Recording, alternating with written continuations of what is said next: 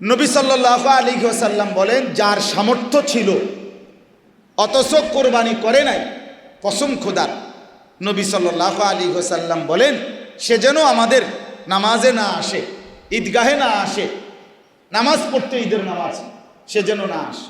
তুমি না ফরমান, তুমি আইসো না, তুমি আইসো না, তুমি তো গোস্তই খাইবা নিয়ত করছো, গোস্ত খাওয়ানোর লাগিয়া নামাজ পড়া লাগে না, তুমি হঠাৎ থাকো, রান্দা হইলে তোমার উঠাইব, তুমি উঠতো না। বেডিতে সকাল থেকে রুটি বানাইতেছে আর কোনো রকমে গোস্ত জোশ হইলে তোমারই প্রথম দিব, তুমি শোয়ার থাকো। এক এক গুণ দিয়ে যদি কষ্ট করে একটা দুইটার দিকে উঠতে আরো, দেখবে রুটিও রেডি, গোস্ত রেডি, তুমি নামাজ পড়ে করবা কি? রাসূলুল্লাহ সাল্লাল্লাহু আলাইহি ওয়াসাল্লাম নিষেধ করছে যে তুমি নামাজে আইসো না, নামাজ পড়ো না, তোমার মতো নাফরমান নামাজ পড়তে হবে না। কতটা ধমক! তাহলে আপনি এটাকে খামখেয়ালি মনে করলেন কেন? 30,000 টাকা কইলেই হইল, এখন হঠাৎ করে 30,000 টাকা এক শরীক কই থেকে ব্যবস্থা করুন? আপনি কি জীবনে হঠাৎ করে এক সপ্তাহের ব্যবধানে, 3 দিনের ব্যবধানে, বিশেষ কোনো প্রয়োজনে আপনার দ্বারা 20,000 30,000 টাকার ব্যবস্থা হয় নাই? কথা বলেন না তো, তখন কেমনে করলেন? এখন পারবেন না কেন? এর মধ্যে কি আপনার আখিরাত না? এর মধ্যে তো আপনারই আখিরাত, আপনারই কবর, আপনারই পরকাল। এটা খামখেয়ালির বিষয় না। আরেকটা হাদিস শুনুন, নবী সাল্লাল্লাহু আলাইহি ওয়াসাল্লাম বলেন, মান যাবাহা ক্বাবলা সালাহ, যে ব্যক্তি কোরবানির দিন নামাজ আদায়ের পূর্বেই কোরবানির প্রাণীটা জবাই করে ফেলবে, ফাইন্নামা হুয়া শাতু লাহমিন, সে যেন শুধুই গোশত খেল। লাইসা মিনান নুসুকি ফি শাইইন, নবী সাল্লাল্লাহু আলাইহি সাল্লাম বলেন তার জন্য কোরবানির কিছুই নাই। আজ্জালাহু লি আহলিহি, সে শুধুই কেবল তার পরিবারের জন্য গোশত খাওয়ার তাড়াহুড়া করবে। তো যেখানে আল্লাহর নবী সাল্লাল্লাহু আলাইহি সাল্লাম ঈদের নামাজটা পড়ে নাই, তার আগেই জবাই করে ফেলছে, এটার প্রতি যদি এত বড় কথা বলে যে তোর কোরবানির কিচ্ছু নাই, সেখানে শরীয়তে আমার উপরে ওয়াজিব, আমি যদি মনে করি 10,000 টাকা 20,000 টাকা 8,000 টাকা আমি ভাই বাফেরে দিয়া অমুকেরে দিয়া আমার হুকুম আদায় করে ফেলছি, তো আমার উপরে ধমকটা কেমন বলেন? এই জন্য আমি আপনাদের কাছে অনুরোধ করলাম, মূল বক্তব্য এটাই, পুরুষ কিংবা নারী, নারীর দিকে খেয়াল করতে হবে। তার স্বর্ণ, তার নগদ টাকা, অথবা স্বর্ণ তার রূপ্য, দুইটা মিললে ওই 84,000 টাকা তারে সত্য সত্য বলতে হবে, বলা শুনাইতে হবে আপনি, যে তোমার কাছে যদি তোমার যেটুকু গহনা আছে এটার সাথে যদি তোমার কাছে অতিরিক্ত 10,000 5,000 টাকা থাকে কোরবানির দিন, ওই দিন এই কারণে আগের থেকেই প্রস্তুতি নিতে হবে, কোরবানি দিতে হবে। হ্যাঁ, এ বেডির কাছে 20,000 10,000 30,000 টাকা যদি আসে অথচ কোরবানি দিতে চায় না, তো সহজ বুদ্ধি আছে, এই টাকাটা আমার মাদ্রাসায় দিয়ে দিলে ভালো, দান করে দিবে। বুঝেন না আপনার কথাটা? বা আপনাকে এলাকার কোনোখানে দিয়ে দিব, তাইলে তো আর সেই বয়ে গেল, আর কোরবানি ওয়াজিব হইল না। বুঝছেন না কথা? যার কাছে 1 লাখ টাকা আছে, সে যদি কোরবানি দিতে না চায়, একদম সহজ বুদ্ধি কি, 1 লাখ টাকা মসজিদ মাদ্রাসায় দান করে দিবে, তাইলে তো আর কি আসবে না, 20,000 টাকার কোরবানি আসবে না। 20,000 টাকাও সেফ, 80,000 টাকাও নাই। এই বুদ্ধি করলে রাজি উনি কোন বলেন? তাইলে আপনি তো আপনার ওই আমারে যে মনে করেন 1 বছর যাবত আমি আপনারে 1 লাখ টাকা ঋণ দিছি হাওলাত, আজকে 1 বছর আপনি আমার টাকাটা শোধ করেন নাই, তো এই 1 লাখ টাকা 1 বছর ধরে আপনার কাছে থাকার কারণে আমার উপরে জাকাত দেওয়া এই 1 লাখ টাকার ফরজ। কথা বুঝছেন না? কারণ 1 বছর হয়ে গেছে, 52.5 ভরি রূপার দামের বেশি এই টাকাটা, তাইলে এই ব্যক্তির উপরে জাকাত ফরজ। যদিও আমি ঋণ দিছি, আদায় করার 2 সিস্টেম। এক, হয় এখনই দিয়ে দিলেন জাকাতটা হিসাব করে, আর নয় তো উনি টাকাটা ফেরত দিবে যেদিন, ওই দিন 2 বছর পরে দিলে 2 বছরের জাকাত দিবেন, 3 বছর পরে দিলে 3 বছরের জাকাত এই টাকার থেকে দিবেন, আর নয় তো আলগা টাকা দিয়া জাকাত আদায় করবেন নগদ। কিন্তু জাকাত আদায় করা কি ফরজ। তো একদিন আমার একজনে বলছে, হুজুর হাওলা তো দিলাম আমি, অহন আমি জাকাতও দিতাম আমি, এইটা কেমন কথা? আমি বললাম, হয় এটা তো আমারও কথা, এটা তো সুন্দর দেখায় না। আমনে হাওলা তো দিলেন আমনে, আবার আমনেই জাকাত দিবেন, তো কাজে আমনে একটা না করেন, জাকাত যেহেতু আপনি দিতে চাচ্ছেন না, তাইলে আপনি লোকটাকে বলেন, ভাই আপনার কাছে যে আমি 1 লাখ টাকা পাইতাম, টাকাটা মাফ করে দিলাম, তাইলে তার জাকাত আসবে না। তাইলে আর 2,500 টাকা, 1 লাখ টাকায় জাকাত হইল 2,500 টাকা, তো 2,500 টাকা আর দেওয়া লাগলো না, 2,500 টাকাও সেফ, আর 97,500 টাকাও মাইল। সুন্দর হলো না? আপনি হেডা করেন চাই, তখন তো আপনি করবেন, না হুজুর এত বেকুব না, বুঝছেন না? আমরা ওই নোয়াখালী পড়তাম,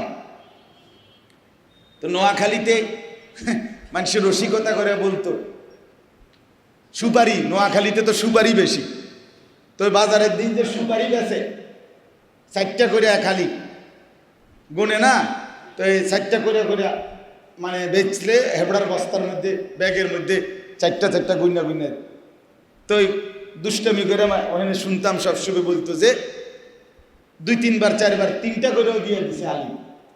হ্যাঁ কি ও ভাই 3টা দিয়ে দেন? ও ভাই ভাই খেয়াল ছিল না আসলে, খেয়ালে কত, তো খেয়ালে তো একবারও 5টা দিলেন না, না এত খেয়াল না,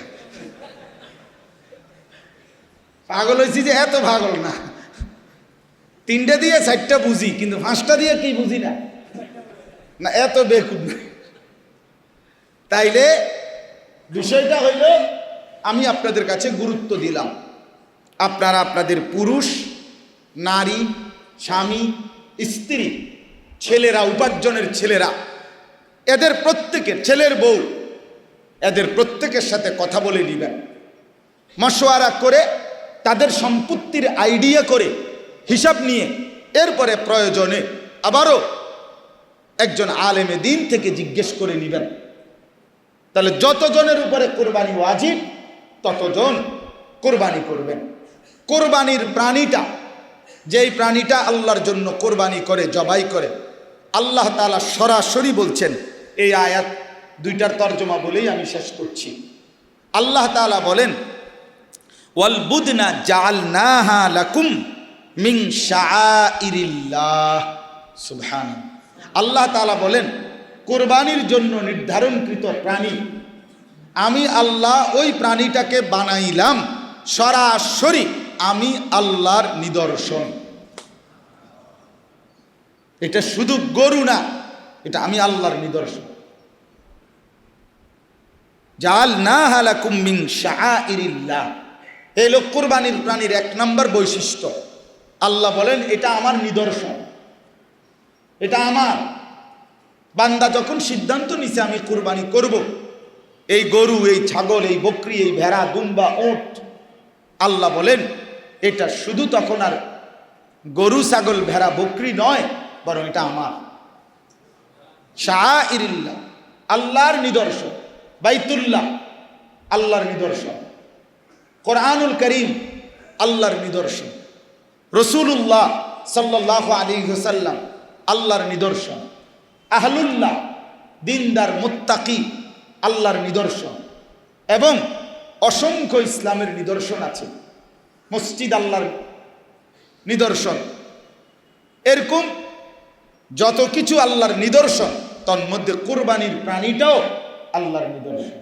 সুবহান। 2 নাম্বার, আল্লাহ তাআলা আমাদেরকে সান্ত্বনা দিচ্ছে। হ্যাঁ, 3 জনের হুজুর যত কথাই কন, কথা ঠিক আছে, বুঝলাম, মানলাম, দরকারেও বুঝলাম, কিন্তু 3-20-60,000 হঠাৎ করে এই কথা কইলে ওই তো না হুজুর, পারতাম না। তো এটা কি আমার কাছে কোরবানি দিতেছেন যে আপনি আমার লগে এরকম কুঁই কথা কই কি লাভ? দেখি আমি হিসাব নিতে আছি, তো তাইলে আমার লগে জিমাইলে কি লাভ হইল? আমার সাথে কি এটা? তাহলে আপনি আপনার কাছে মনে আসতেছে 60,000 টাকা, 90,000 টাকা, 1 লাখ টাকা, এটা বিরাট একটা লস আইবে হঠাৎ করে টাকাটা অনেক টাকা কমে যাবে। আল্লাহ তাআলা বলেন, দেখেন সরাসরি কোরআনের আয়াত, আল্লাহ বলেন লাকুম ফিহা খাইর। সুবহানাল্লাহ। আল্লাহ তাআলা বলে, শোনো বান্দা, বিশ্বাস করো আমি আল্লাহ বলতেছি, কোরবানির প্রাণীর মধ্যে রয়েছে তোমাদের জন্যে খাইরুন, কল্যাণ, কল্যাণ, কল্যাণ। লস হবে না কইলাম আমি, লসের সিস্টেমে নাই, আল্লাহর লগে কোনো লস নাই। কথা বলেন না কেন? আল্লাহর সাথে কি নাই? লস। লাভে লসের ব্যবসা না, পুরাটা লাভের ব্যবসা। দুনিয়ায় হলো লাভ লসের ব্যবসা, মালিকের সাথে লাভ লসের ব্যবসা, শুধু লাভের ব্যবসা, লাভের ব্যবসা। এজন্য হাদিসের মধ্যে আছে, মা আমআরা হাজ্জুন কাত্তু। নবী সাল্লাল্লাহু আলাইহি ওয়াসাল্লাম স্পষ্ট বলছেন, কিয়ামত পর্যন্ত কোন হাজি আল্লাহর ঘরে হজ করে, আল্লাহর ঘর জিয়ারত করে, রাসূলুল্লাহ সাল্লাল্লাহু আলাইহি ওয়াসাল্লাম বলছেন, কখনোই, কাত্তু মানে কখনোই, কখনোই সে গরিব হবে না, ফকির হবে না। এজন্য ব্যবসায় মাইর খায়, মাইয়া বিয়ে দিয়া মাইর খায়, ফোলা বিদেশ পাঠাইয়া মাইর খায়, আল্লাহর ঘর জিয়ারত করে মাইর খায়, হতেই পারে না। হাজিকে আল্লাহ ফকির বানায় না। হজ করে, হজের জন্য যেই 10 লাখ টাকা, 8 লাখ টাকা, 5 লাখ টাকা খরচ করছে, এই কারণে আল্লাহ তাআলা তাকে অভাবী বানায় দিবে, হবে না, এমন মালিক আল্লাহ না, এমন মনিব না তিনি। অতএব আল্লাহ তাআলা বলেন, লাকুম ফিহা খাইর, এর মধ্যেই রয়েছে তোমাদের কল্যাণ, লাভ। লাভ তুমি দিয়ে দেখো, আমি রব্বুল আলামিন বরকত দেব। অতএব আল্লাহ তাআলা বলেন, তাহলে 1 নাম্বার কোরবানির প্রাণীটা আল্লাহর, বলেন না। 2 নাম্বার, এর মধ্যে রয়েছে আমাদের জন্য কল্যাণ, লাভ। এরপর আল্লাহ বলেন, কাজেই ফাদকুরুসমাল্লাহি আলাইহা সাওয়াফা। আল্লাহ তাআলা বলেন, সারিবদ্ধভাবে তোমরা তোমাদের কুরবানির প্রাণী জবাই করার সময় বেশি বেশি আমি আল্লাহর জিকির করো। সুবহান, জিকির করো, আমার নাম নাও, ঘাবড়াইও না, আমার নাম, আল্লাহ ভরসা, আল্লাহর নাম, বিসমিল্লাহি আল্লাহু আকবার, জোরসে বলো। আল্লাহ বলে, তোমার জবান দিয়ে আমার নাম উচ্চারিত হবে, আমার ভালোবাসায় কুরবানি দিবে, আর আমি তোমারে ফকির বানাই দিব। আরে বলো কি, তুমি কি বলো বান্দা? তুমি আমারে কি ভাবছো? শীত, গরম, রোদ, বৃষ্টি, অভাব, দারিদ্র, দুর্ভিক্ষ, সব অবস্থায় দুনিয়াতে না, আমি আল্লাহর খাজানায় কখনোই তো কোনো সেকেন্ডে কম বলতে কিছু নাই, আছে কি? তো ফাদকুরুসমাল্লাহি আলাইহা সাওয়াফা। আল্লাহ বলেন, সারিবদ্ধভাবে একটার পর একটা প্রাণী জবাই করতে গিয়ে প্রত্যেকবারই আমি আল্লাহর নামের জিকির করো, আমাকেই ডাক দাও। এবার রব্বুল আলামিন বলেন, ফাইদা ওয়াজাবাত জুনুবুহা, জবাই করার পরে যখন প্রাণীটা কাত হয়ে যায়, রক্ত পুরো গড়িয়ে পড়ে, এবার চামড়া ছিলে ফেলো, চামড়া ছিলে এবার গোশত রেডি।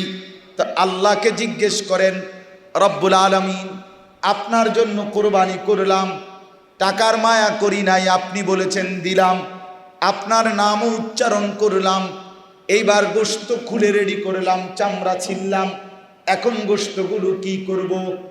রব্বুল আলামিন বলেন, ফাকুলু মিনহা, আমার বান্দা গোশতগুলো তুমি খাও। তুমি খাও। ওয়া আতঈমুল কানিআ ওয়াল মু'তার, তবে সাথে আরো 2 শ্রেণীকে সাথে রাখো খাওয়াইবার মধ্যে। এক হলো যারা তোমার কাছে চায় নাই কিন্তু দুর্বল, তাদেরকেও খাওয়াও। আর 2 হলো যারা কিছু চেয়েছে তাদেরকেও খাওয়াও। যারা চাইল না, আত্মীয় স্বজন পাড়াপড়শি, তাদেরকেও কিছু দাও। আবার যারা অভাবী দুস্থ দরিদ্র তাদেরকেও দাও, তুমিও খাও। রব্বুল আলামিন বলেন কাযালিকা সাখখারনাহা লাকুম লাআল্লাকুম তাশকুরুন। এই যে আমি আল্লাহ প্রাণীটাকে তোমাদের অধীনস্থ করে দিলাম, কোরবানির জবাই করার মতো যোগ্যতা দিলাম, তৌফিক দিলাম এবং গোশত খাওয়ার অনুমতি দিলাম। কেন দিলাম? লাআল্লাকুম তাশকুরুন, তোমরা যেন গোশত খেয়ে আমি রবের শুকর আদায় করতে পারো।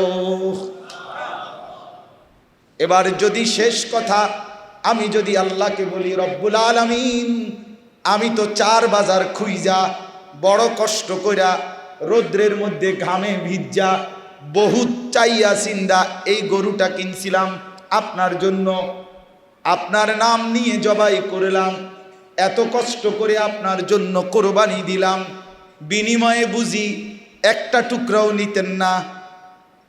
আপনি একটা টুকরাই নেন, কুদ্দুর চান না, নুনটা চান,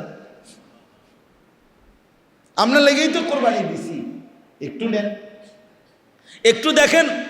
তো রব্বুল আলামিন বলে, না বান্দা, লান ইয়ানালাল্লাহা লুহুবুহা ওয়ালা দিমাউহা, আমি তোমার গোশত চাই না, আমি রক্ত চাই না। বান্দা গোশত পুরা তুমি নাও, দিল পুরাটা আমি আল্লাহকে দাও। আমি দিল চাই, দিল, আমি দিল চাই। তুমি দেখো গরুর দিকে, আমি দেখি দিলের দিকে। আমি দেখব দিলে আমার মহব্বত ছিল কিনা, নাকি না ফাইতে। বেশি শরমের বিষয় হয়ে যাইব, মানুষ কিতা করব। আল্লাহ বলেন আমি কিন্তু টের পাইছি চান্দু। হ্যাঁ, আজকে 12 বছর কোরবানি দেয়, এই বছর না দিলে মানুষে কিতা করবো? মানুষে আপনার মাথা করব, মানুষে কিতা, মানুষের আর কাম নাই, মানুষ একটা আপনার কিতা করব, বুঝেন নাই? এগুলো কোনো কথা হইল? এটা বুঝি কোনো কথা? তো আল্লাহ বলেন আমি কিন্তু দিল দেখি, আমি দেখব দিলের মধ্যে আমার ভয় আছে কিনা, আমার মহব্বত ছিল কিনা, আমি দেখব মালটা হালাল কিনা, টাকাগুলো হারাম কিনা, সুদের ঘুষের সিটারির বাটপারির ধোকা প্রতারণা, ওজনে কম দেওয়া, মানুষের বাহবা নিলে হবে না, আমি কিন্তু দিল দেখি, তাকওয়া দেখব। ওয়ালাকিন ইয়ানালুহুত তাকওয়া মিনকুম, আমি আল্লাহর কাছে তাকওয়া পৌঁছবে, গুনাহমুক্ত ছিল কিনা। আল্লাহর নবী বললেন ঈদের নামাজ না পড়ে কোরবানি দিলে সেটাই হলো গোশত খাওয়া, সেটাই কোরবানির কিছুই নাই।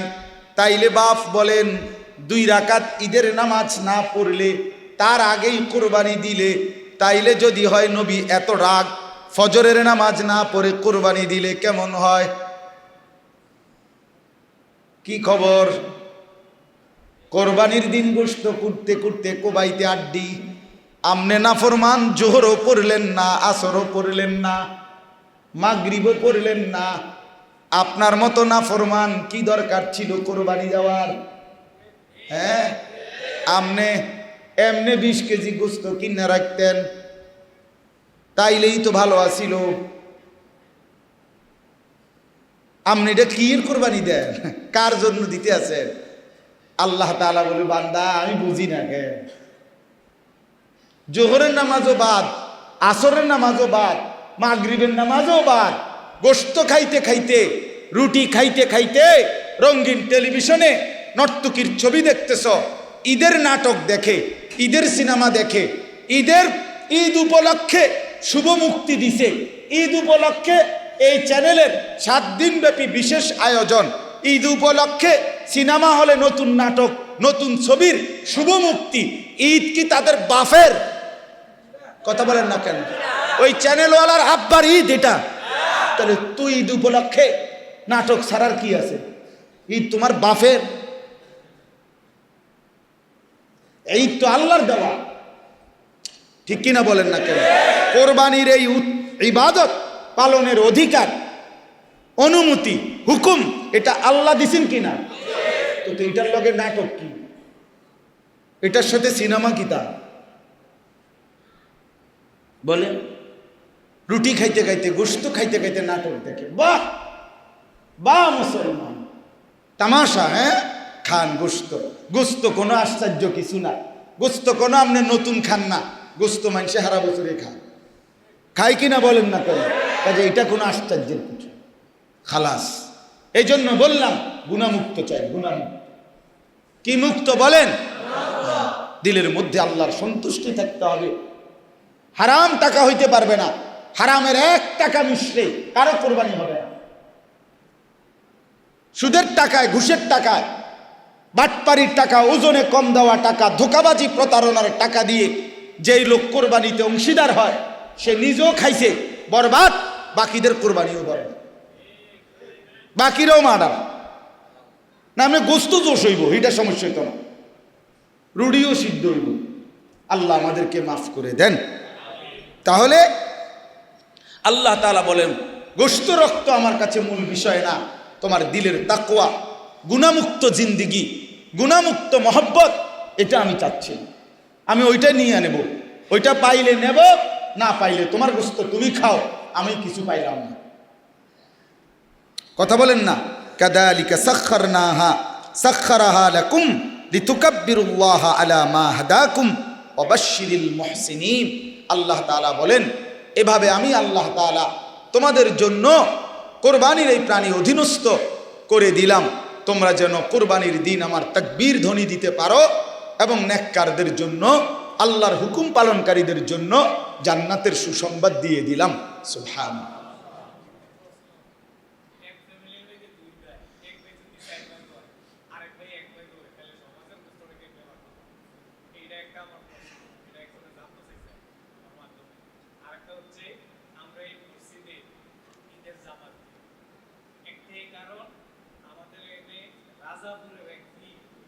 আচ্ছা এটি জানি, ফিরে কারো বদনাম না কই।